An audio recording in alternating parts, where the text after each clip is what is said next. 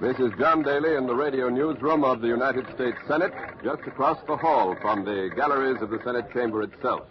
In less than half an hour on this historic and eventful morning of the 16th of May, 1868, Andrew Johnson, President of the United States, may be removed from office, convicted of high crimes and misdemeanors.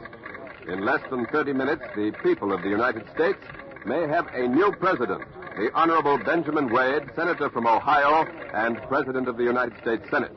The hour of decision is at hand.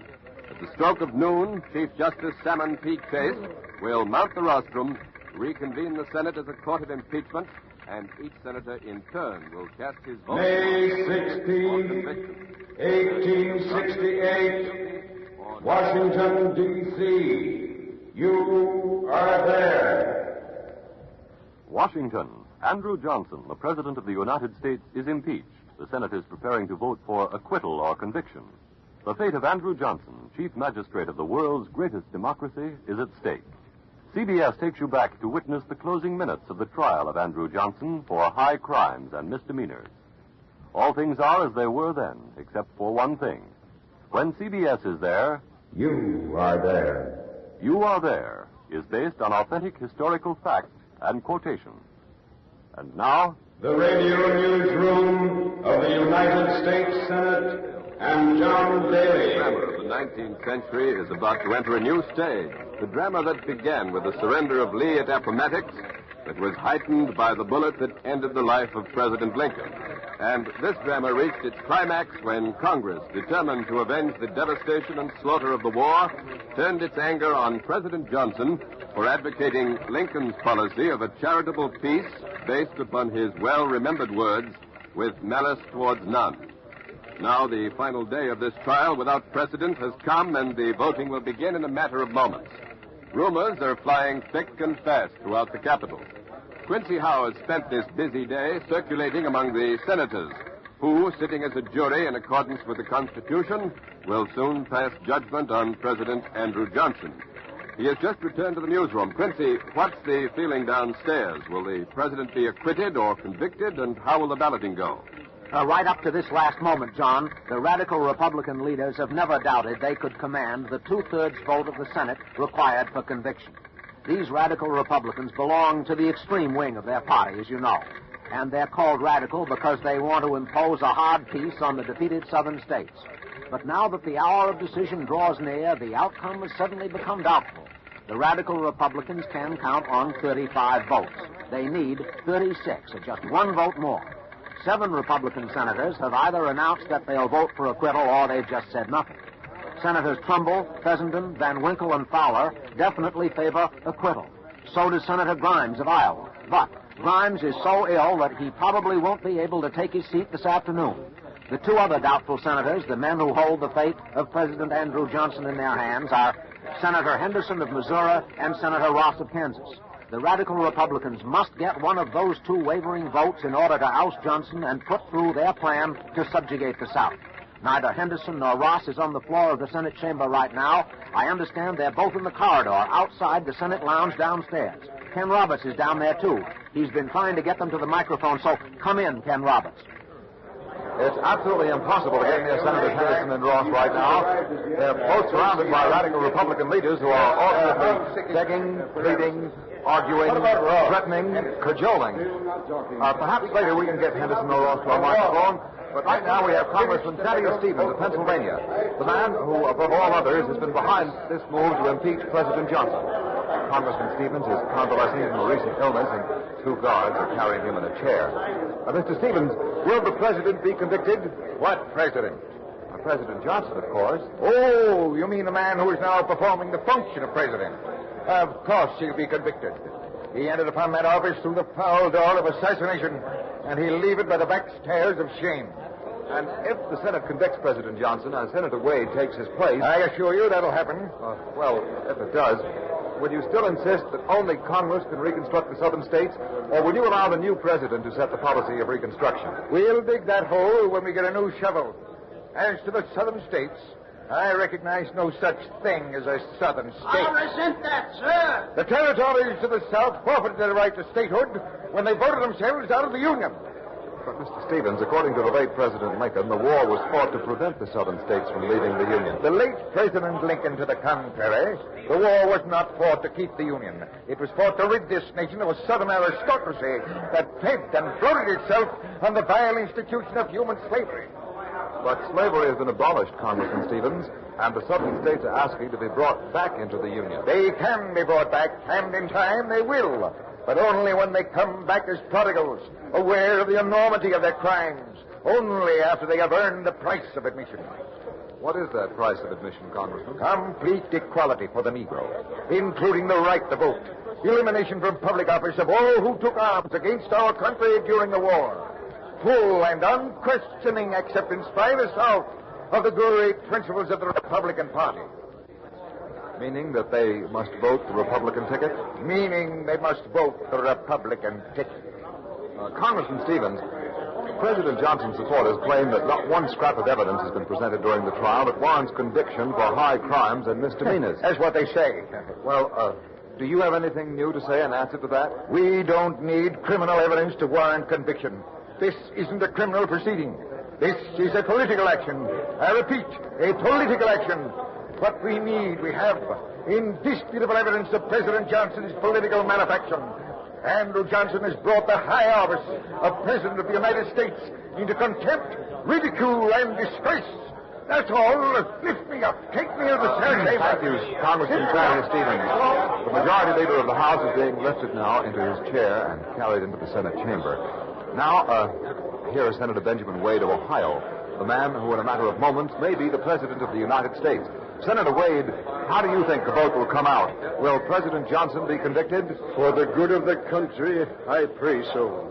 Senator, if conviction is obtained, what will be the policy of your administration towards the defeated southern states? Well, my administration shall be dedicated to the greater glory of our loyal citizenry and to the elimination, the crushing, the smashing of every last vestige of secession and rebellion that dares to show itself in the conquered lands across the Potomac. Will you vote on the article of impeachment, Senator? You know, of course, that some people feel that because you are in line for the presidency, your vote should be withheld. I feel that I would be lighted in my duty to the people of Ohio if I failed to register their abhorrence of tyranny by forfeiting my own vote on the basis of personal involvement. Of course I shall vote. I shall vote against despotism until the last moment of the last hour of my life. Senator Wade, there's been some talk that the president's supporters might ask for an adjournment at this time due to the serious illness of Senator Grimes. What do you think of that possibility, sir? If God Almighty has stricken a member of this body so that he cannot be here to uphold the dictation of a despot, I thank him for it. And I will take every advantage of it that I can. Well said, Ben. Well said. Thank you, Senator Wade of Ohio. Get to Henderson. I still can't get Senators Ross or Henderson. I'll keep trying to get them to our microphone, but it can't be done right now. Don Hollenbeck at the other end of the corridor has Senator Reverdy Johnson of Maryland at his microphone. So over to Don Hollenbeck. Senator, please, this side. Thank you.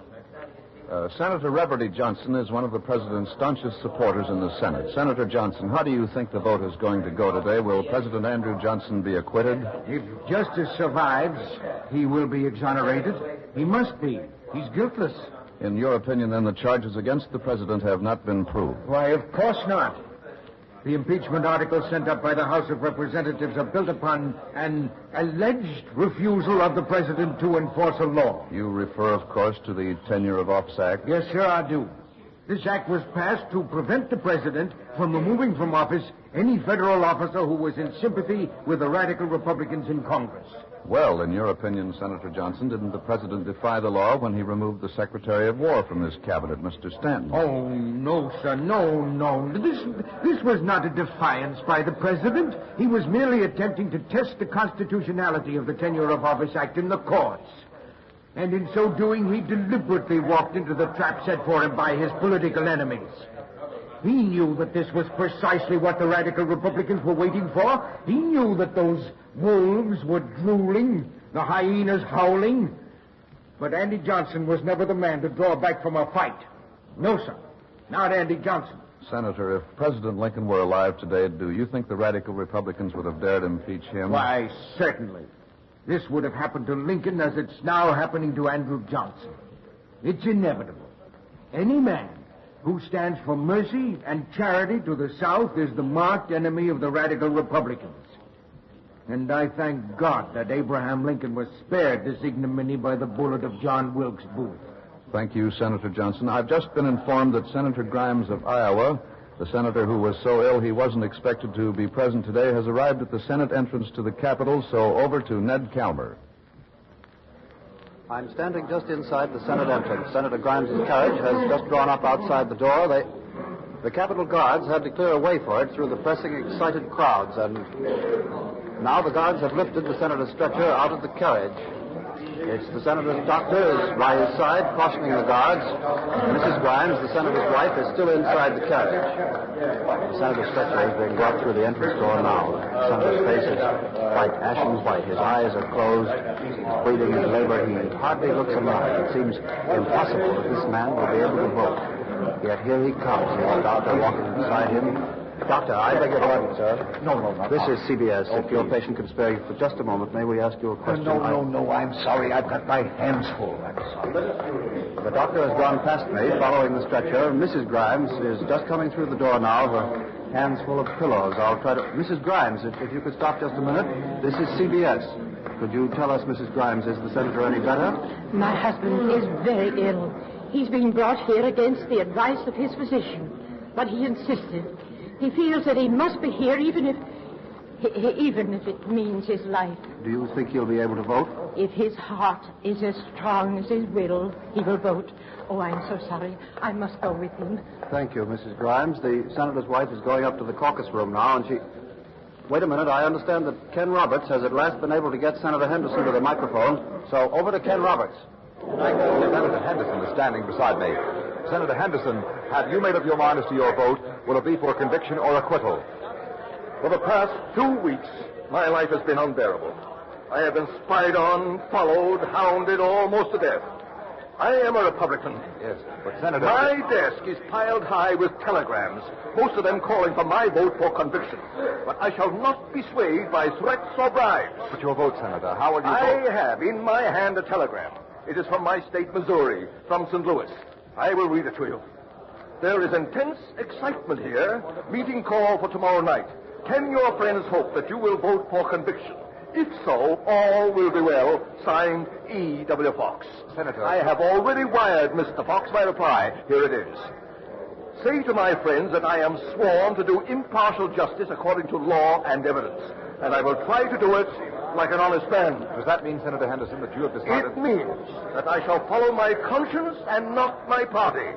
I shall vote for acquittal. Senator Henderson will vote for acquittal. Senator Henderson will vote not guilty. Back to the radio newsroom. This is Quincy Howe. Henderson for acquittal. Ross still uncertain. Grimes here, but so ill that he may not have the strength to register his vote of not guilty. If Senator Grimes fails to answer his name when the vote is called, the radical Republicans will have achieved their purpose, the conviction and removal of Andrew Johnson as President of the United States and the elevation of Benjamin Wade to that... there's the bell. The Senate is reconvening, so over to John Daly at the doors of the Senate gallery. Chief Justice Salmon P. Chase has taken his place on the rostrum, taps his gavel now for order. Every seat but one in the Senate chamber is filled. That one, Senator Grimes' chair is empty, still empty, a little stirring in the seats, but the Chief Justice is demanding and has gotten order. We'll make proclamation. Hear ye, hear ye. All persons are commanded to keep silence on pain of imprisonment while the Senate of the United States is sitting for the trial of the articles of impeachment against Andrew Johnson, President of the United States. The Senate is now going through the preliminary routine incident to its convening as a court of impeachment. The curtain is going up on one of the great dramas of our time.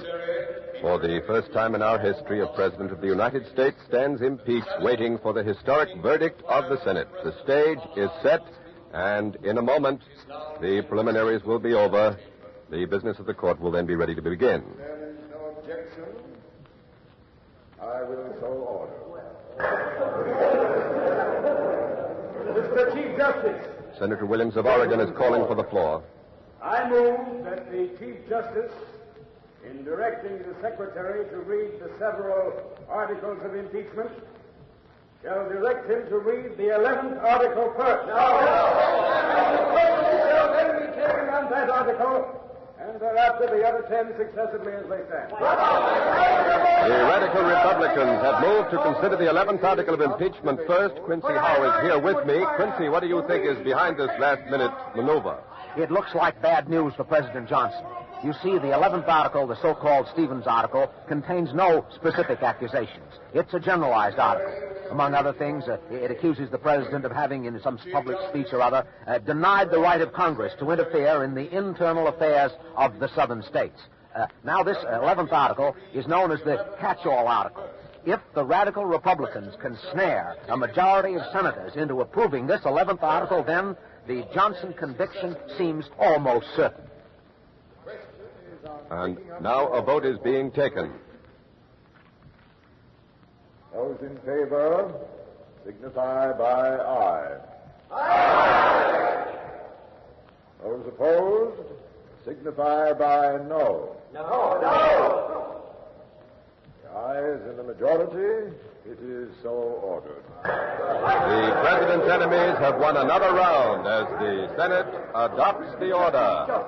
Senator Edmonds of Vermont. Gentlemen from Vermont, I move that the Senate now proceed to vote upon the articles according to the order of the Senate just adopted. And Senator Edmonds has just moved that the Senate proceed to vote immediately on the 11th article. Senator Fessenden of Maine. Gentlemen from Maine, before the motion is made, I move that voting be postponed for half an hour.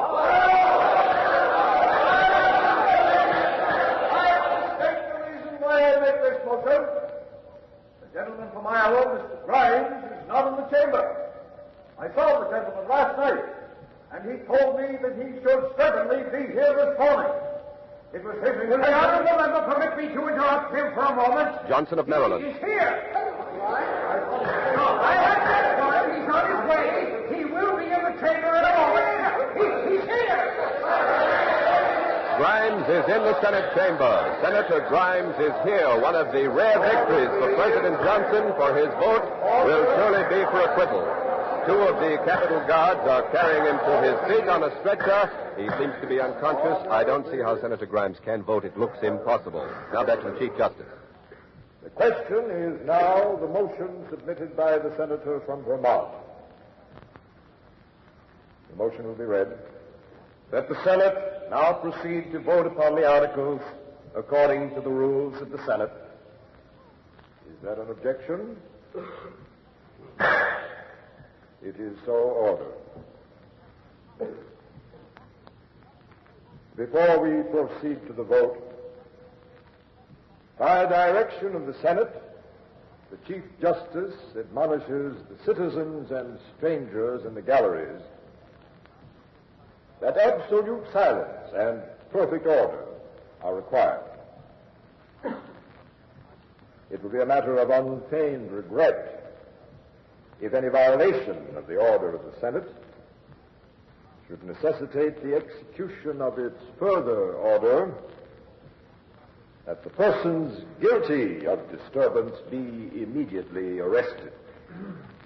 Senators, in conformity with the order of the Senate, the chair will now proceed to take the vote on the 11th article as directed by rule.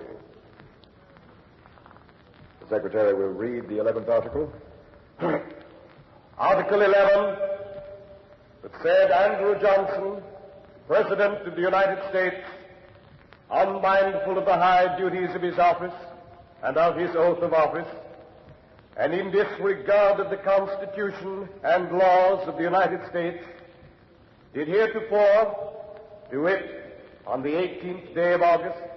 The clerk continues to read the familiar 11th article of impeachment, accusing the president of high crimes and misdemeanors. The crucial decision will come soon, and the scene below is one of somber tension. The senators listen to the monotonous voice of the clerk as it drones on. The face of Senator Ross of Kansas is impassive. Not a muscle moves. He just sits in his chair, staring forward, eyes unblinking, almost with the look of a man in an hypnotic state. What his thoughts may be, how his vote will be cast, is still the big question. The presidency of the United States may rest upon the vote that will be cast by this small, unassuming man from Kansas.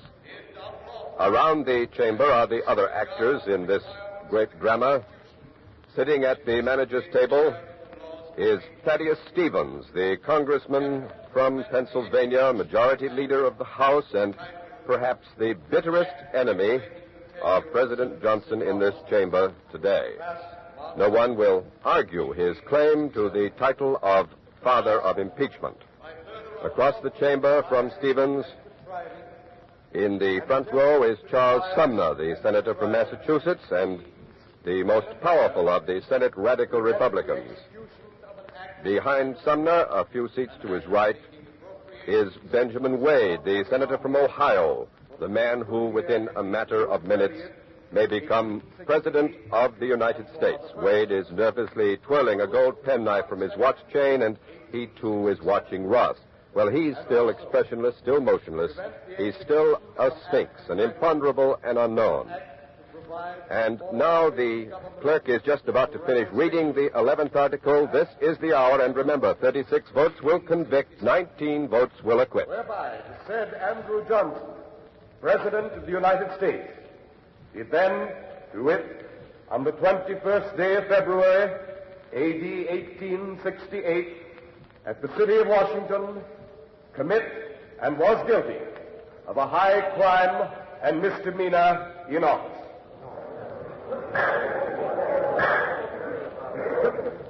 The Secretary will call the roll. Mr. Anthony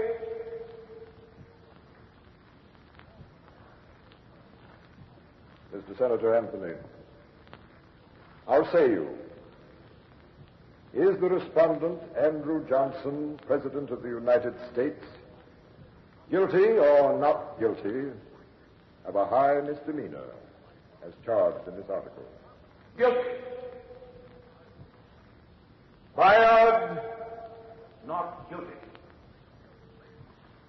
Buckaroo, not guilty. Cameron, guilty. Cattell, guilty. Chandler, guilty. Cole, guilty. The voting is as expected, no surprises yet. Conklin, guilty. Finesse, guilty. Corbett, guilty. Reagan, guilty. Davis, not guilty. Dixon, not guilty. Doolittle, not guilty. 9 guilty, 5 not guilty. Drake, guilty. Edmonds, guilty. Perry, guilty. Essendon, not guilty. Fowler, guilty. Senator Fowler has voted guilty. This is a completely surprising thing. It's unexpected. His vote seems sure for acquittal. How say you? Repeat your vote. Not guilty. Oh, it was a misunderstanding. Senator Fowler did not speak distinctly. His vote is not guilty. He is for acquittal, and the roll call now continues. Guilty. Senator Grimes is next. Here's one of the crucial votes that makes it the scales. The senator need not rise if he is unable. Chief Justice Chase has given Senator Grimes permission to vote from his seat, but Grimes is getting up. He is struggling to his feet, refuses to vote seated. He's up now, standing, holding onto his desk for support. Not guilty. And the gallery, both those for the president and those against him, are saluting the courage, the bravery of Senator Grimes, which must have been a superhuman effort. He drew himself up to his full height, stood erect and proud a moment, and then almost defiantly, he delivered his vote for acquittal. The vote is now 13 for conviction, 8 for acquittal, 36 are needed for conviction, 19 for acquittal, and now it's certain that the decisive vote will be that of Senator Ross of Kansas. The Secretary will proceed. Harlan. Guilty. Henderson. Guilty. As he announced he would, Senator Henderson has defied his party and voted for acquittal. Hendricks. Not guilty. Howard. Guilty. Howe. Guilty. Johnson. Not guilty. McCreary. Not guilty. Morgan. Guilty. Morrill of Maine. Guilty. The vote now is 18 guilty, 12 not guilty, 36 needed for conviction, 19 for acquittal. Senator Ross will cast the deciding vote. Morton. Guilty. Norton. Not guilty. Nye. Guilty. Patterson of New Hampshire. Guilty. Patterson of Tennessee. Not guilty. Pomeroy. Guilty. Ramsey. Guilty. Ross. This is it. This is the deciding vote. Ross. Not guilty. Ross has voted not guilty. Ross has voted for acquittal. President Johnson is acquitted, for the vote on the first 10 articles will now be a mere formality. The impeachment fails, and the president is saved. The radical Republicans have lost. The man who followed Lincoln is still able to fight for Lincoln's dreams and policies. Andrew Johnson is exonerated, and the policies of Abraham Lincoln are... May 16, 1868. President Andrew Johnson is acquitted, and the first